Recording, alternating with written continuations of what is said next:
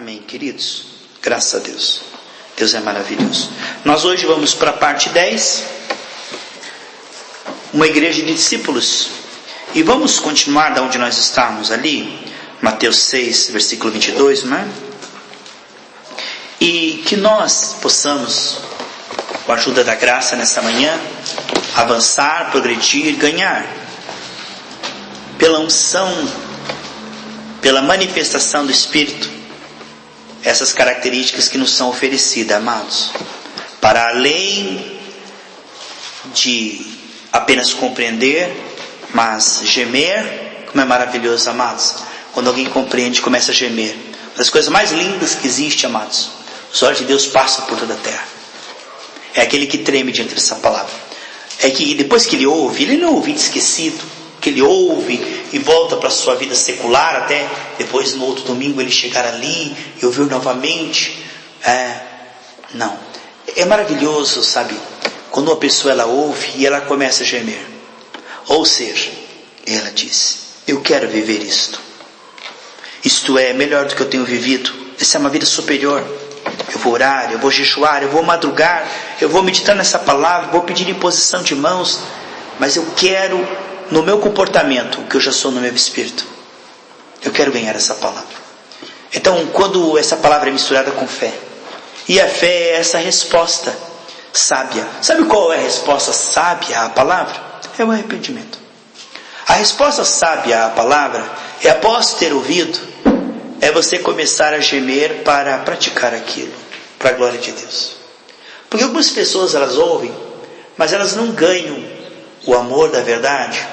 Elas não aderem, elas não chegam a ponto de dizer assim: isso que foi pregado, essa proposta, não vai ficar apenas na minha mente. Porque tudo deve começar na mente, a renovação da mente. Tudo deve começar no entender essa nova vida que nós perdemos em Adão. Se o que os olhos não veem, o coração não sente.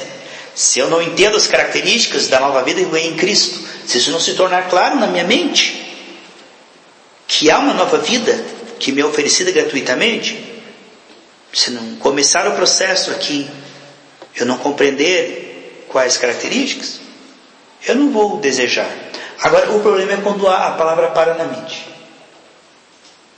e eu fico viciado na árvore do conhecimento do bem e do mal, e para mim estudar sobre já basta, saber mais sobre já basta. Isso é a pior coisa que pode acontecer a uma pessoa, é a palavra parar na mente. Só no entender, compreender, explicar e falar. Entender sobre e falar sobre.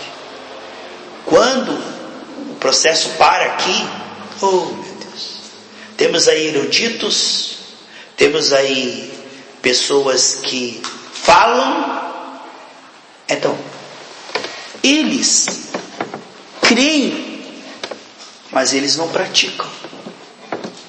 Eles creem, mas não vivem aquilo que creem. Quando o processo ele prossegue, Júnior, ganhando território aí, eu entendi pelas escrituras, diz a Bíblia assim, eu entendi pelas escrituras, Daniel falou, Geraldo, que o tempo de cativeiro tinha acabado. Sabe o que Daniel fez em cima disso? Tomou uma atitude, começou a jejuar e orar nas madrugadas. Quando ele entendeu pelos livros que o tempo de cativeiro tinha acabado, ele entrou em oração, jejum e madrugadas. Sabe o que aconteceu em cima dessa atitude? Deus levantou Esdras e Neemias e reconstruiu a cidade. Quando você toma uma atitude ungida em cima do que te foi revelado, essa resposta é um coração bom, é terra boa. É uma atitude ungida em cima da revelação. Quando Deus disse para Elias que ia chover, ele disse, bom, se Deus é soberano, se Deus disse que vai chover, vai chover. Vou ligar aqui a televisão aqui e eu vou esperar a hora que Deus quiser mandar. Não. É a parceria. Deus interage com o homem e confirma a fé do homem. Quem iria mandar chuva era Deus, mas Elias colocou a sua cabeça entre os joelhos e orou 7 vezes até que choveu. Então, veja bem, quando nós ouvimos a palavra, e somos terra boa, eu creio que somos, começamos a gemer querer aquilo. Foi concedido não apenas crer, mas querer. Quando junto crer com o querer, aí vem um gemido e logo vai ter o efetuar. Porque entre o que eu sei aqui na minha mente e o meu desempenho aqui, está a necessidade de trabalhar no coração. Lá no Salmo 119, 32 diz assim: Senhor, não deixe que o meu coração se incline para a soberba, para o pecado, para o amor ao pecado, mas inclina o meu coração para a tua palavra.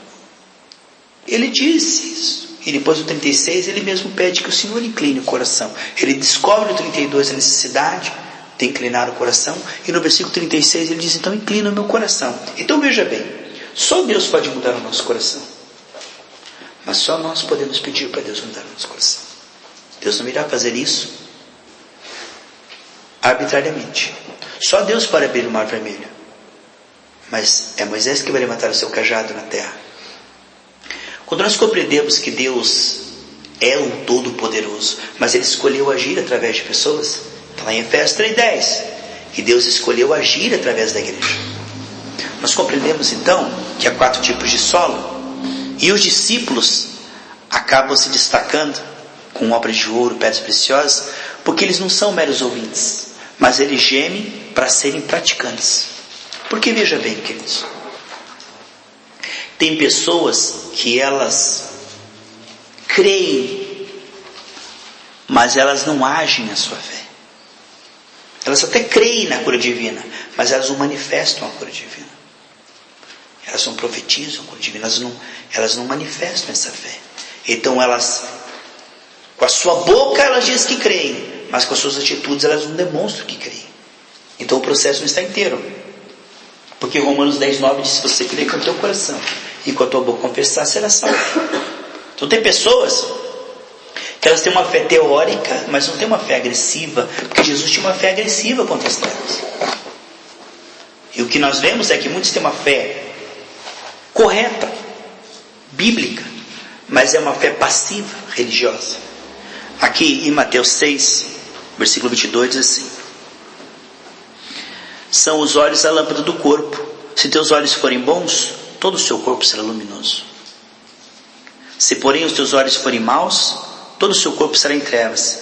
Portanto, caso a luz que em ti sejam trevas, quão grandes trevas serão, quão densas. Aqui está dizendo que a maneira como você vê afeta toda a sua alma. Sabe por quê que Deus começa aqui com os olhos? A maneira como você vê? Porque aí é que a serpente entrou.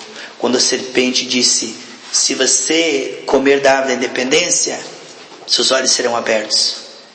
E essa sugestão de Satanás diz que a Eva olhou para o fruto e viu que era agradável. A voz da serpente abriu os olhos do homem de uma maneira equivocada. Ele diz: quando você comer da árvore da independência, seus olhos serão abertos. Sabe o que aconteceu? Os olhos espirituais de Adão foram fechados e os olhos carnais foram abertos. Adão, ele via Deus no seu espírito, porque Deus é espírito da viração do dia. Mas agora, quando Adão entra agora na frequência da carne, ele não sente mais saudade de Deus, nem vê mais Deus. Porque o homem na carne não vê Deus. Eu não estou vendo Deus aqui. Diz que onde 2 ou 3 estiverem reunidos, eu sou no meio deles. Na minha carne eu não vejo Deus, mas eu posso percebê-lo no meu espírito. Porque é como o vento. O vento eu não posso tocá-lo, mas eu posso percebê-lo, não é assim? Então o que acontece aqui? Deus começa aqui com os olhos. Que se seus olhos forem bons, todo o seu corpo será luminoso. Por quê? Porque quando Adão e Eva se colocaram debaixo da palavra do diabo, eles ganharam o ponto de vista do diabo. Eles passaram a ver tudo na ótica do diabo. Antes, quando ele andava no espírito, o homem pensava como Deus pensava. Quando Adão comeu da árvore do conhecimento, Adão começou a pensar de acordo com o diabo. Por exemplo, o que são olhos luminosos e olhos em trevas? Olhos luminosos, porque Jesus é a exata expressão de Deus. Você quer conhecer a Deus? Leia os evangelhos e veja como é Jesus, porque Jesus é a perfeita e exata expressão de Deus. O que é um homem de olhos bons?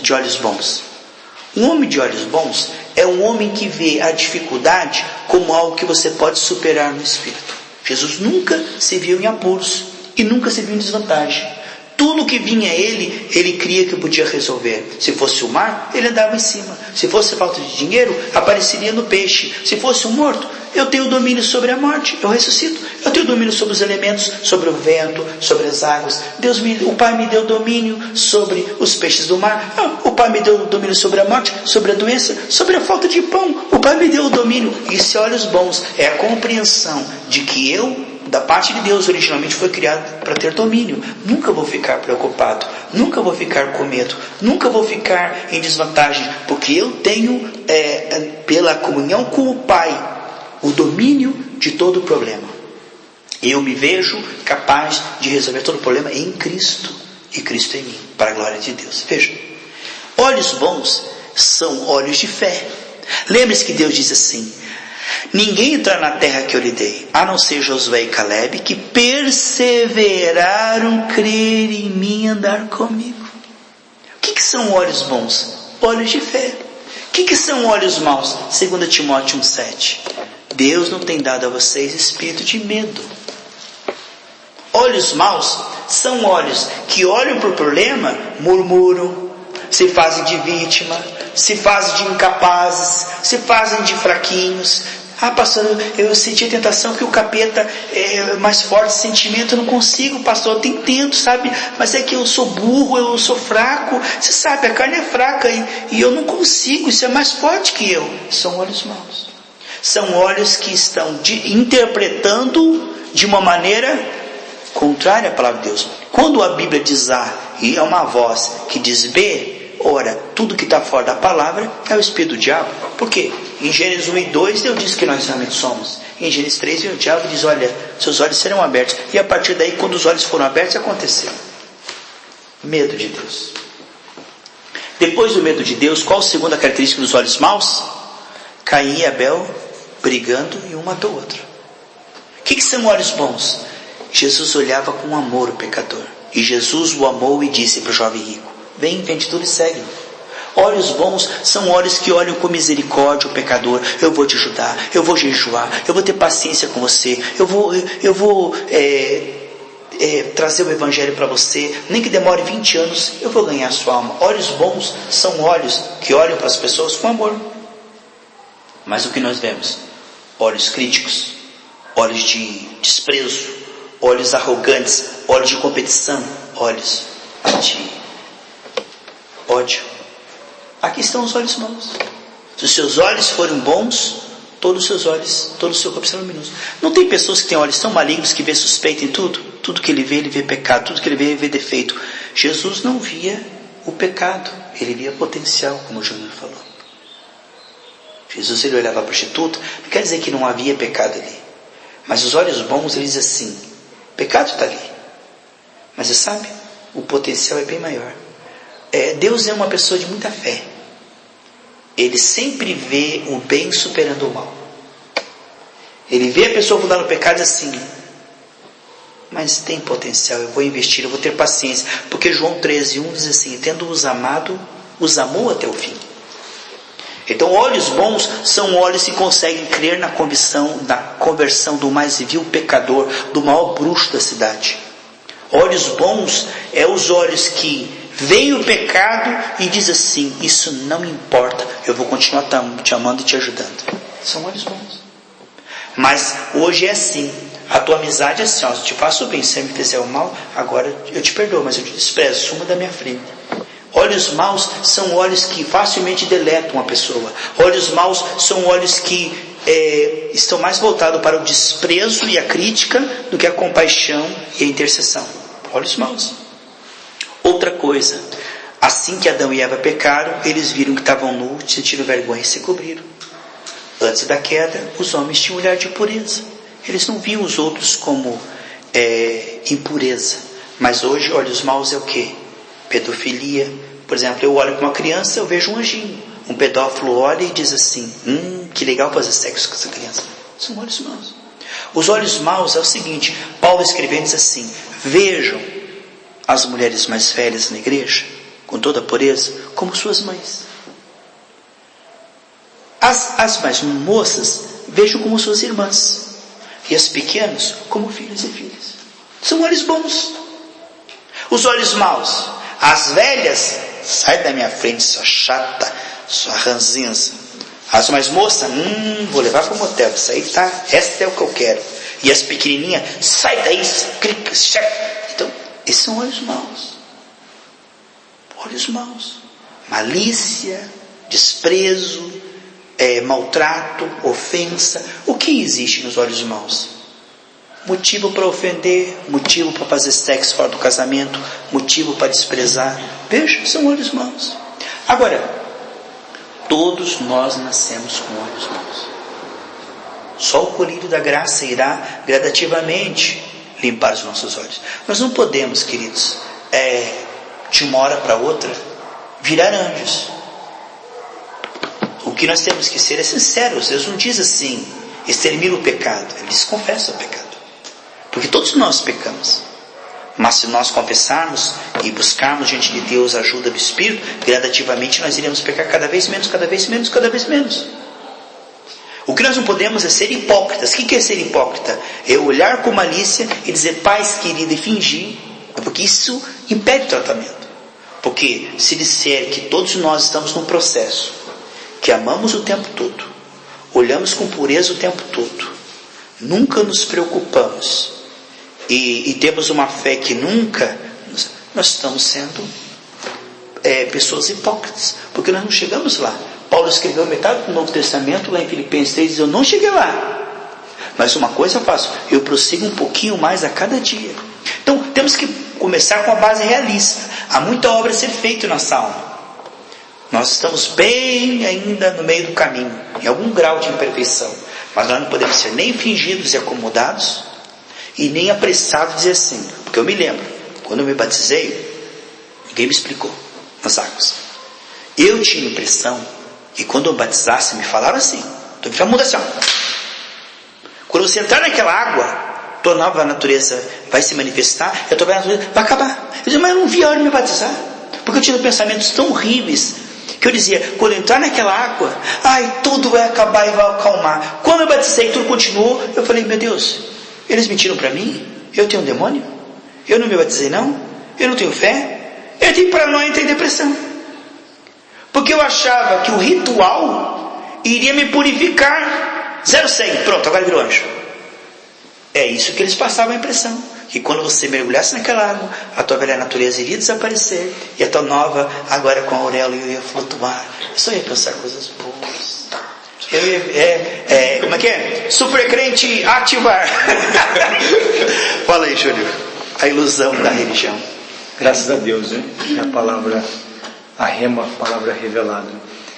Como o irmão está falando sobre os olhos, né? Eu estava meditando aqui no Salmo 121, onde o salmista Davi diz, né? Eleva os meus olhos para os montes, de onde me virá o socorro. Nessa situação, ele estava sendo perseguido. Então, quando ele olhava para os montes, ele via a dificuldade que eram os soldados que estavam tentando dar cabo à vida dele, né? A mando de Saul. Então aí ele diz no 2, né? O meu socorro vem do Senhor. Quer dizer, ele olhou para cima, porque se ele olhasse para a circunstância, ele estava eliminado ali. E se ele olhasse para ele mesmo, a condição de destruir aqueles soldados também, seria desanimador. Mas aí ele diz, eleva meus olhos para os montes, de onde me virá? Ele veio, e o meu socorro vem de onde? Vem do Senhor, né? Então ali ele colocou toda a confiança dele no Senhor. Quer dizer que se eu focar na provisão da graça, se eu focar em Deus em mim, eu em Deus, aí Davi disse assim, eu posso, Saul, destruir esse Golias, porque o Senhor que me livrou do urso e do leão está comigo. Quando eu olho para o Senhor eu fico forte, mas quando eu olho para o vento e para mim mesmo eu afundo. E nós percebemos que a graça estava sobre a vida dele, né? Porque quando ele teve a oportunidade de matar Saul, que ele cortou a orla, e ele depois mostrou, ele estava sensível. Ele estava sensível. Ali ele estava na graça, porque se ele tivesse na carne ele teria matado Saul. Até porque Saul queria matar ele. Você sabe o que é uma vida desgraçada? É uma vida religiosa. O que é uma vida religiosa? É uma vida que não nos deixa perceber a graça. Uma vida sem graça é uma vida sem graça, é uma vida desgraçada. O que é melhor do que ter a graça?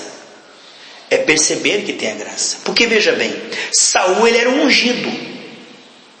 mas ele não percebia a graça. Por isso ele era uma pessoa medrosa. Por isso ele era uma pessoa que se escondia e uma pessoa que se sentia fraca. Porque Saul, embora tivesse a graça, ele não prestava atenção na graça como Davi. Eleva os meus olhos para os montes. Sabe o que Saul prestava atenção? Que ele não estava em desvantagem.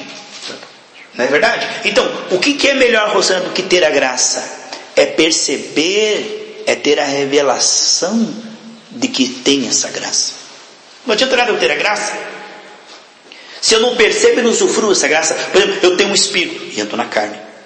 Eu tenho provisão e eu me sinto fraco, me sinto burro, me sinto endividado. Então, não adianta eu ter uma graça se eu não tiver um colírio nos olhos para perceber essa graça, usufruir essa graça, liberar essa graça. Porque aquele que não usa o que tem, aquele que não percebe o que tem, não é diferente daquele que não tem. Porque se eu tenho $1 milhão, mas não sei, é como se eu não tivesse. Portanto, a Bíblia diz lá em Gálatas 4:1 que o herdeiro, enquanto ele é menino no entendimento, ele não é diferente do servo. Por quê? Porque eu posso ter essa graça, mas se ela não me for revelada como rema, eu tenho a graça, não usufruo a graça, então eu não sou diferente daquele que não tem a graça. Porque ter a graça é uma coisa, agora percebê-la é outra. Fala alguma coisa assim, me diz, Geraldo, o que é uma vida na graça e uma vida na desgraça? Hein? Então, aqui em Isaías diz assim, Isaías 45:22. Olhai para mim e sereis salvos, vós todos os confins da terra, pois eu sou Deus e não há outro. Sim. Nós temos visto que esse trabalhar da graça tem sido algo raro. É como a palavra nos diz lá em Provérbios, é como aqueles que buscam e encontram tesouro. Então nós vemos que louvamos a Deus que temos visto esse trabalhar nesse ministério aqui, o qual Deus levantou, e é esse trabalhar da graça, aonde temos pegado firme para que a lei não venha ser propagada. É o fermento dos fariseus. O fermento dos fariseus. Então, como viajo bastante, sabe que eu cheguei numa seguinte conclusão, que muitas vezes é melhor eu ficar orando no quarto, meditando na palavra, do que sair procurar uma igreja. Porque entro em algumas igrejas e saio triste, porque algumas são de porta larga. Aqui pode tudo acontecer. Você vê as coisas do mundo dentro da igreja, e isso é natural para eles. Meu Deus. Coisas normais, é necessário que tenha essas coisas. O cristão não tem divertimento.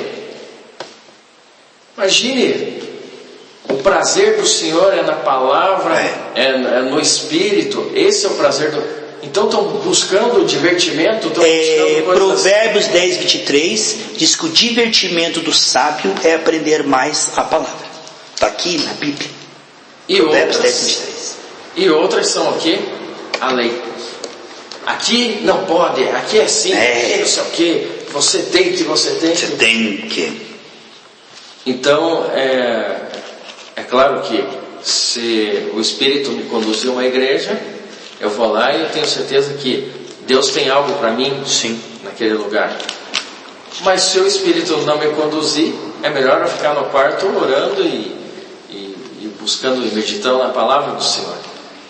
Eu não posso jamais dizer que esse ministério é o único certo, porque daí vira seita. Exato.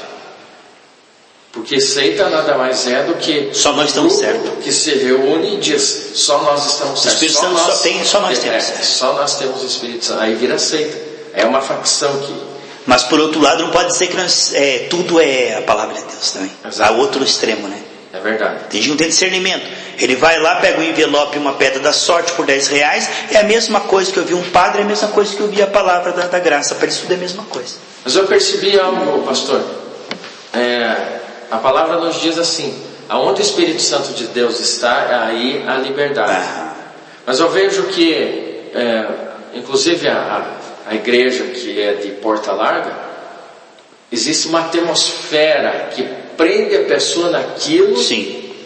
E ele viciante. não consegue enxergar. Ele pode vir aqui nos nossos estudos, ouvir, ele vai concordar, ele vai ficar maravilhado, mas tem algo que prende ele naquele ambiente. Sim. Até que ele consiga sair. Inclusive isso aconteceu com o irmão, ele falou assim, e ele, muitos anos conosco nessa palavra, ele concordando, se maravilhando, ele falando, puxa, lá na minha igreja não é assim. Mas ele não tomava uma decisão. A partir do momento que ele tomou uma decisão e falou, eu venho congregar com vocês. Passou uma semana que ele falou para mim, ele falou assim, olha, eu não estava enxergando, eu estava debaixo da religião e eu não estava enxergando. Eu falei, olha, é necessário que você saia debaixo do véu. Sim. E olha para o céu, olha para o Senhor, e aí você vai ver que, porque se nós ouvimos uma boa palavra, e é claro, é necessário a gente ficar por algum tempo, como o Júnior, o Felipe, ficaram nessa palavra, analisaram, viram o ministério, oraram, vieram conduzidos pelo Espírito Santo, e eu creio nisso e creio que darão muitos frutos. Então, viram que esse ministério é sério, viram esse temor de Deus que temos, né? Até Isaías 66 diz assim, 66, 2. Deixa eu pegar aqui. Aquele que o Senhor olha, né? O Senhor olha para o humilde e para aquele que treme da sua palavra. Sim. Né? Ele não ouve de qualquer maneira, ele já ouve, já tremendo, ou seja, eu quero praticar isso. Não fez as minhas mãos todas essas coisas? E assim vieram a existir? Diz o Senhor, é para este que eu olharei, para o humilde e contrito de espírito, e que treme da minha palavra. Sabe, o temor da palavra e falar assim, puxa, é isso que eu quero para a minha vida. Então, pessoas determinadas, focadas, né? Ontem um rapaz ficou maravilhado com a palavra que veio de encontro às nossas vidas, e ele está sendo fortalecido, e ele falou assim, olha, o meu irmão está numa seita. Eu falei, mas fica tranquilo, porque Tiago 5,16 diz assim, a oração do justo é poderosa e eficaz. Normalmente nós queremos fazer o quê? Não, agora eu achei a igreja certa. Não, você vai ter que ver. Não é isso. Ora a Deus e no teu testemunho de vida, a pessoa vai começar a olhar e vai falar, é isso que eu quero para a minha vida. Então, graças a Deus por essa palavra, pelo Espírito Santo que testifica por ser verdade, e estamos crescendo na graça e no conhecimento, e na unção de Deus. Amém. Em Isaías 50:10 diz assim, Júnior, e quando você andar em trevas e não ver luz nenhuma, firme-se na luz da palavra do Senhor. Você está vendo todas as circunstâncias, os cercando, os exércitos cercando, mas você diz, não, mas a Bíblia diz que eu estou livre. Quando todos aqueles exércitos cercaram ali, o menino disse, olha, o Eliseu falou, abre os olhos dele, porque mais são os que estão conosco. Ele viu carruagem de fogo, anjo de fogo, espada de fogo, em maior número. Nós nunca estamos em desvantagem, sempre seremos em vantagem. O Salmo 34, versículo 5, diz, olharam para ele e os seus rostos foram iluminados. Então quando eu olho para o Senhor e para a palavra, eu descubro que eu não estou em desvantagem, que eu posso tudo naquele que me fortalece. Mas quando eu olho para a minha condição humana, para a minha conta bancária, para o meu corpo físico, mas eu acho que eu estou doente sim, o exame diz que eu estou doente, eu fiz o exame ali, parece que eu estou mesmo, e o médico diz que eu estou, e aqui, tá. Não, quando eu olho para a verdade, diz sim, mas pelas suas pisaduras eu fui curado. E confirmando essa palavra também em Filipenses 2,13, na palavra conhecida, porque Deus é o que opera em vós, tanto o querer como o efetuar, segundo a sua boa vontade. Né? Então, aqui também se encaixa com aquela parte que fala, lançai sobre mim as vossas ansiedades. Sim. Porque é Deus que vai operar, é Deus que vai efetuar. Então, nós vivemos num mundo assim, que é tudo para ontem, tudo para o aqui e agora. Então, o ser humano, ele não consegue descansar no Senhor. Né? Então, o que nós pedimos para Deus, né? O Espírito Santo, para que a gente venha descansar em Deus, né? Crendo que Ele efetua, que Ele opera, que em cima da sua entrega, porque você vê que o 13 diz que Deus que efetua, e no 12 diz assim, então se entreguem. Então nós vemos que o problema da religião humana é que Deus está disposto, preparado e interessado a nos dar essa nova vida e essa revelação, mas a religião dos homens faz com que o homem se distraia com cargo, se distraia com bênção, com campanha, com o defeito do pregador, com ativismo nas igrejas como Marta, e a igreja ela gera Martas, não gera discípulos. Por quê? Porque ao invés de ensinar o povo a ter intimidade com Deus, e colocar isso como prioridade constante, coloca como prioridade caçadores de bênção, caçadores de cargo, caçadores de sei lá o quê, de defeito na igreja. É o que nós estamos vendo, né? Como o pastor falou, o legalismo do religioso queria costurar o véu, né, que foi rasgado do alto para baixo. Mas no outro dia, Jesus morreu e o véu foi aberto de cima e embaixo. No outro dia, os fariseus foram lá, eu não posso perder meu emprego, vou continuar fazendo sacrifício de animais, costurou o véu e vamos continuar com a religião dos homens aqui. Vamos continuar fazendo sacrifício, envelope, campanha, e vamos continuar porque nós temos que ganhar dinheiro do povão. Se a gente acaba com a religião, e o que vai sobrar para nós? É isso mesmo, que na madrugada Deus falou comigo, na palavra, a questão de Jesus crucificado. A religião despiu Jesus, deixou que ele ficasse quase nu aos olhos de uma multidão, porque as suas vestes estavam ali, logo sendo competidas. Aí o Senhor falou comigo na questão, através da palavra dessa passagem, falou: filha, é isso que os religiosos ainda fazem. Eles pegam o que é meu e ficam dividindo entre eles campanhas, envelopes, manto santo, cargo, dons, sacrifício do poder. Exato. Onde virou um comércio. Me deixam nu, né? Para que as minhas vestes agora sejam sorteadas. E, meu Deus, fora isso, entretenimento, né, que nós encontramos para segurar os membros, né? E, se não tem unção, tem entretenimento, a igreja parece que o culto do pastel foi substituído. Do pijama, cantonamento. O Santo foi substituído. Agora, que bom. E discoteca gospel, barzinho gospel. Vamos lá em casa, vamos fazer um pastel lá. Carlinhos, o irmão aqui, amanhã fazer um pastel lá em casa. Amanhã não, também tem culto. Sabe, né? Depois do culto, vamos lá na casa do Geraldo. Isso é muito. Mas olha o perigo, Rosana. Nada impede que a gente possa ir lá comer um pastel. Mas quando isso substitui o culto... Eu falei assim, o culto do pastel. E daí você fala assim, mas o pastel é bom. O culto todo pensando no pastel. Só que o culto do pastel é um culto a um pastel, não ao Senhor. Não, pensa o culto acontecendo e aquele cheiro de café, de bolo assim. Não, e quem não tem dinheiro para depois comprar, você prega o amor e depois acaba a reunião. Ó, irmão, essa cantina aí no fundo aí, para ajudar a obra missionária, é R$2. O irmão compra, leva uma coxinha e mais um suco. Tá, e o visitante que não tem 4 filhos lá sem nada, vai ver o cheiro, cheirar o culto inteiro e depois vai sair sem nada, e aí está o amor da igreja.